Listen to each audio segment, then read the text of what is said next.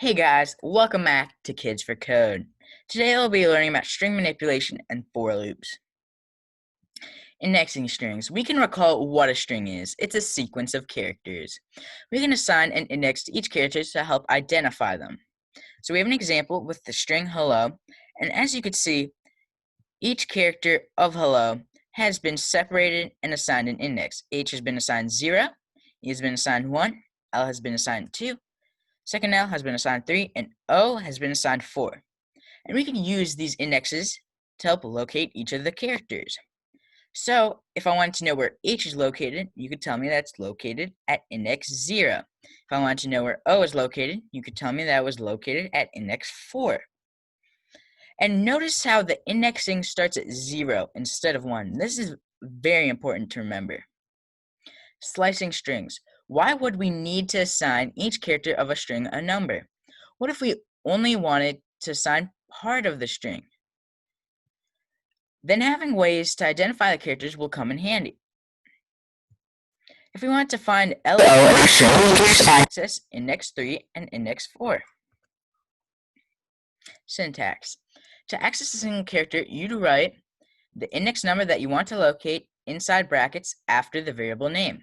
So if we had a string that's called name, and we want to find the third index of that string, we would write name and then 3 inside brackets. And this will give us the third index, which is the fourth character of the string name. If we want to access a slice or small portion of the string, which is 2 or more characters, we would write the starting index, colon, and the ending index inside the brackets. And note that the starting index in this case will be included, but not the ending index. And if we want to start in the middle and go to the end, we can write the starting index and a colon inside the brackets. If we want to start from the beginning and go to the middle, you can write colon and then the ending index. Here's an example of it. We have name and then we have 3 colon 5. So this will give us the third and fourth index, which are the fourth and fifth characters of string name, but not the fifth index, which is the sixth character. If our index is out of bounds, then the compiler will throw a string index out of bounds error, meaning that they could not find that index. And here's an example of this. We have our word, and it's equal to hello. We're going to print the fourth index, which is the O, and it will print out O, and there will be no problems in your code. But if we try to print out index 5, there is no index 5 in the word hello. Just go 0, 1, 2, 3, 4, and there is no 5. So it will print out an out of bounds error. And we want to avoid this. And here's a reminder that negative indices or indexes start counting from the end of the string. Index -1 is the last character of your string. Index -2 is the second last, and so on and so forth. So we have word equals hello, but this time we're printing name and the negative first index. This will print out O. And let's see it in code. So we've got a code here, and we've got the output to the console. So we have name equals kids for code. And let's say we print this name, it'll show normally, and it'll just print out kids for code. But let's say we just want to print out the 0 index of it.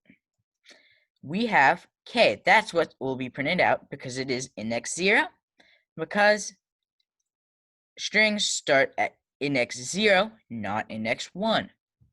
Let's say we wanted to print the index 0 through index 5, we would say 0 colon 6. And remember that index 6 is not counted, and that's why we'd use it if we want to print out index 0 through index 5. So print out 0, 1, 2, 3. It's important to remember that spaces are counted as character. 4, 5. So it'd stop here and only include up to the F. So it'd print out kids F, and that's what it is. And notice that the spaces count as characters too. And if this confuses you at all, you can draw diagrams like this one to help make your life easier. Now I'll show you a demo of this in PyCharm. Okay, so we have PyCharm opened up, and now we will do a demo of it. So I'm going to make a variable. I'm going to call it name, and I'm going to make it a string. So I'm going to call it Wootton High School.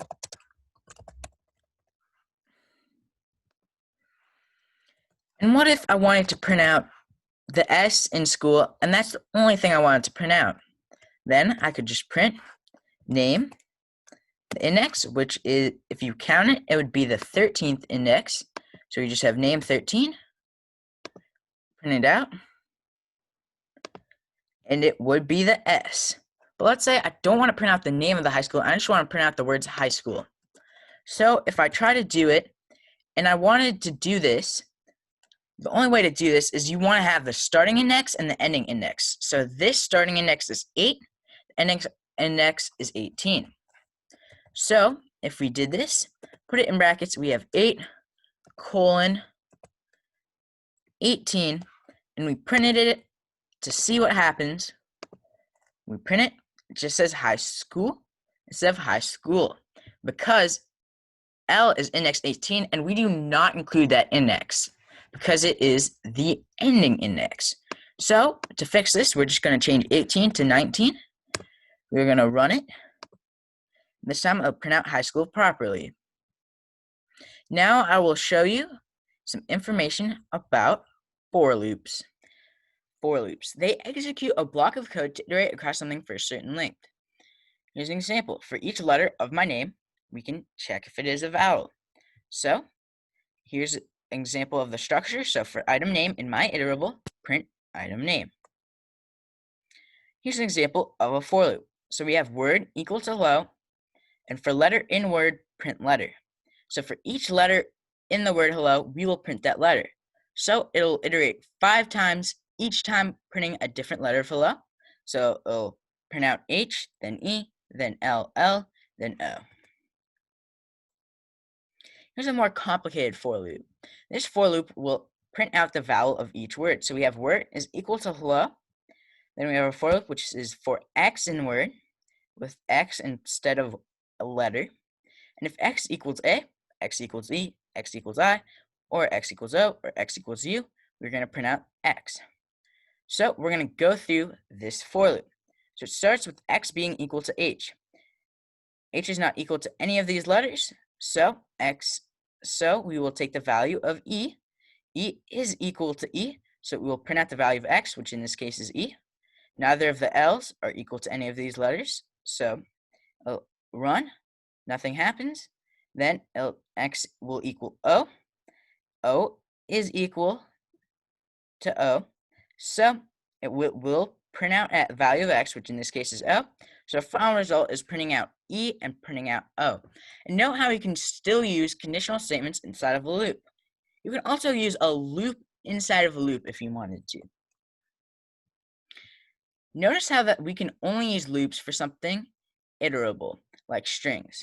The function range returns a sequence of numbers. So we have range 4. Sequence starting from 0 up to, but not including 4. So the values that would be included in the sequence is 0, 1, 2, and 3. We have range 2, 5, sequence starting from 2 up to, but not including 5. So the values in the sequence would be 2, 3, and 4. And here's a for loop using the range example. We'd use this for loop if we wanted to print out from 0 to 3, including both 0 and 3. So for number in range 4, print out the number. So if we wanted to print out numbers from 10 to 19 inclusive, for number in range 10, 20, print out number. And notice how the 20 is not printed out because it is the ending sequence. And let's say we want to print out all even numbers between 0 and 100 inclusive. So we evaluate if num is modulus 2 equals 0, we'd print out the num. So this determines if the number is even.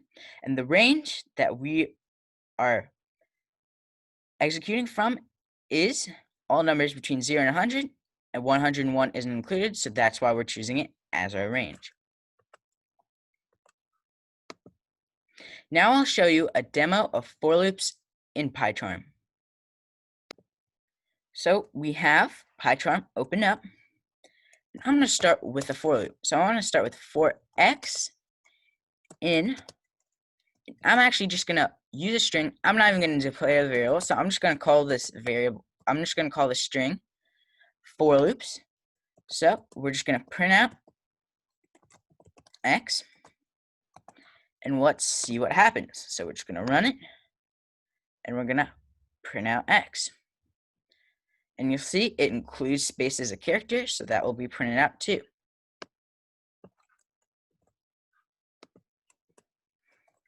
But let's say we wanted to print out the numbers 0 through 5. So we go for x in range. We make the range 6 because it will not include 6. So we do this. We're going to print out x again. And when we run it, I'll just print out 0, 1, 2, 3, 4, 5. But let's say we just wanted to print out hello. So we can just print out the words hello. So we're just going to print. We're going to just say hello.